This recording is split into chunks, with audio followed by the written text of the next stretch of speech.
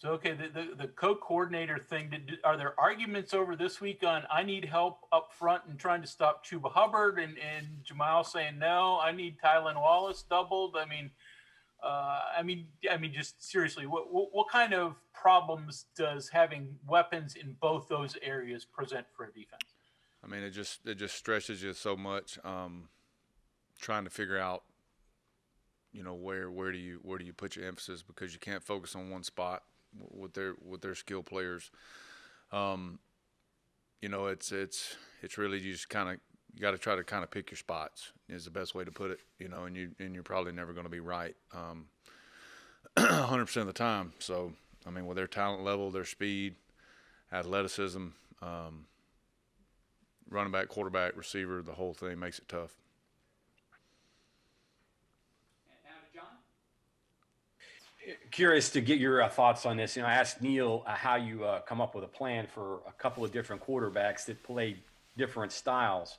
You only got so much time to devote to that, but I would guess that dealing with the dynamic pass run guy is really is the nightmare for coaches when you have to get those guys prepared for guys like that, and to not know whether he's going to play or not. Just walk me through that a little bit. What your thought process is there? You you just have to prepare for a little bit of everything, best you can.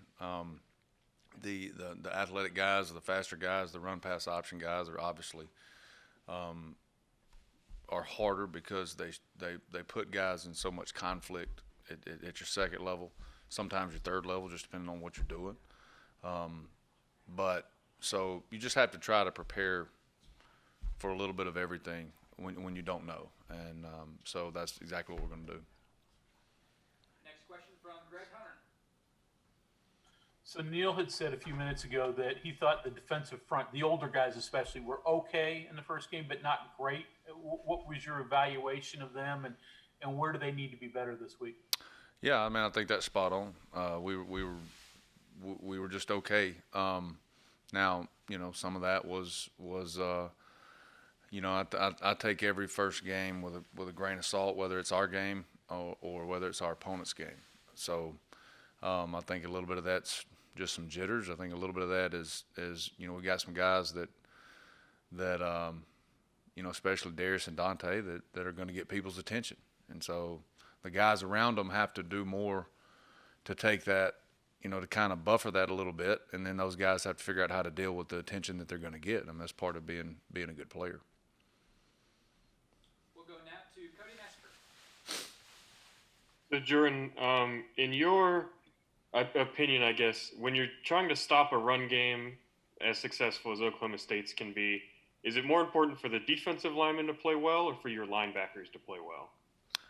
I mean, I really think it's a combination. I mean, your D line can only create so much to where the second level has to fit where they're supposed to. I don't think there's one more important than the next. I mean, you're going to have D linemen in some scenarios make some, and not necessarily us, just across college football, that are going to make some standout plays. A lot of times you watch the guys that can do that. For every 5 to 6 plays that they make, there's 4 to 5 that sometimes they run themselves right out of the play. So that's where your second level has to take over. So it's I don't think there's not one more important than the next. Next question from Ryan Pritt. Yeah, I was just wondering, when you watch film this week, obviously that was an offensive line at Oklahoma State that struggled a little bit last week, allowed 6 sacks and kind of struggled to open up running lanes for the majority of that game. But, they had a lot of movement up front, a key injury there in the first half. When you watched that, how much did you think it was anything Tulsa did? How much did you think it was just all the movement that Oklahoma State was having to do up front, and what kind of adjustments are you anticipating them making up front this week? I think that group that we're about to play is probably going to be much improved. Like I said earlier, I take every game one with a grain of salt. I think game one is pretty universal across college football, that you're going to have, whether it's jitters, whether it's the first full speed look at what you've been practicing.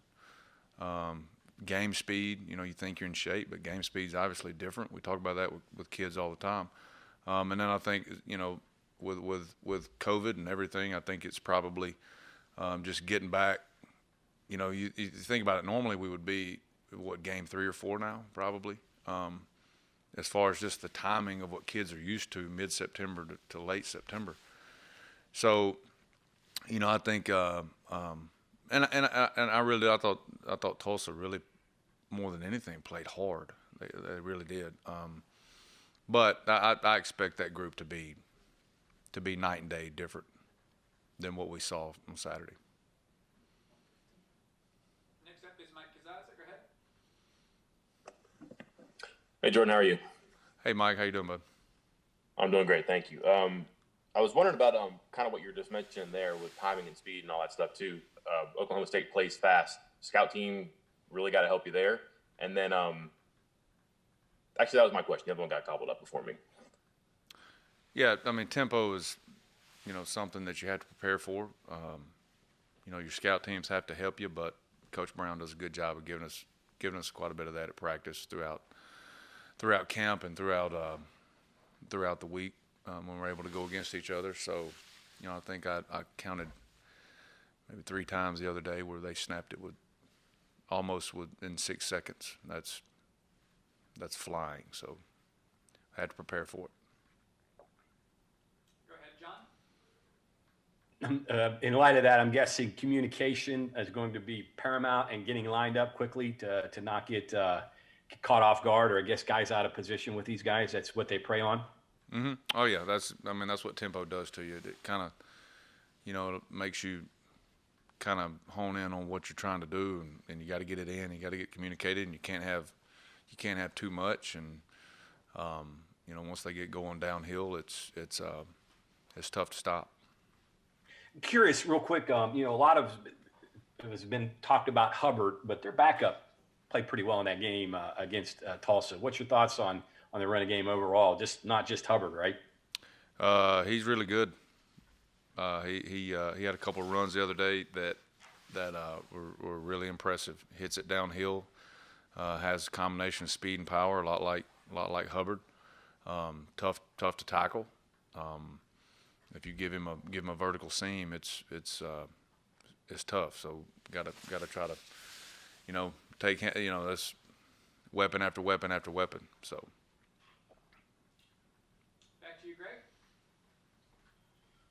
So Jordan, in terms of the tempo thing, in the past you could sort of concentrate, exclusively on rotating your defensive line and hustle them in, hustle them off against tempo. Now that you're also calling plays or calling defenses, at least part of it, do you have to have help in somebody, substituting people in? How are you going to work that logistically? Because you got to obviously substitute those guys when they're going tempo.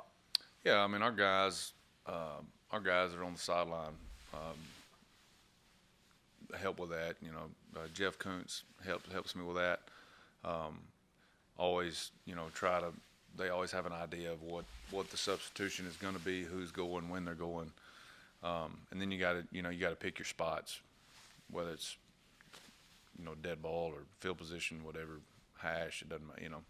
You have to be pretty on point with it. But that's something that we practice as the week goes, and we even back to camp. So. Go ahead, Darren. Coach, you mentioned the scout team and the importance of them this week. Will you have a guy like Garrett or Matt maybe mimic all 3 quarterbacks with Sanders and Bullock and Illingworth? Just sort of how do you prepare for those guys when you don't know who's going to play? Going back to what I said earlier, you have to try to prepare for all 3. I think it's probably, you have to prepare for the run pass first, because that's the hardest, and that's probably where you got to spend, the most energy. But yeah, we'll prepare for 2 or 3, all 3 guys that they have. Back to you, John. Last one for me. Getting back to the tempo. I know it's important when you have eyes above to be able to see what's going on to help you out. Is it more comforting having a guy like Jeff Castile, who's had a lot of experience dealing with tempo and being a coordinator, up there to help you see what you need to see and help you get your guys lined up and ready to go? Oh yeah, yeah. He was just been great. It's great to have that experience. I mean, guys that look back to all their teams and even the leagues that he's coached in, he's got a ton of experience with it. It definitely helps. Definitely helps. He has a pretty good idea of when they seen it enough to when they do that, where they're trying to hit you and attack you. And so, good information. Curious, what are some of the things that you're interested in getting from him? What do you want to see? What are the things that are helping you make your calls? I mean, I think his background and being a coordinator and calling it, and his position he coached is in that core of the defense. Being, when I say core, D line linebackers, first, second level. So just general information for the most part. Where are they hitting you? If you did get hit, where was it? What was the schemes? And then obviously you're going to have wrinkles that you have to adjust to every week. So you got to find out immediately what those are, where they're trying to get you, and he's done that for years. So that's something that helps a lot. Back to you, Mike.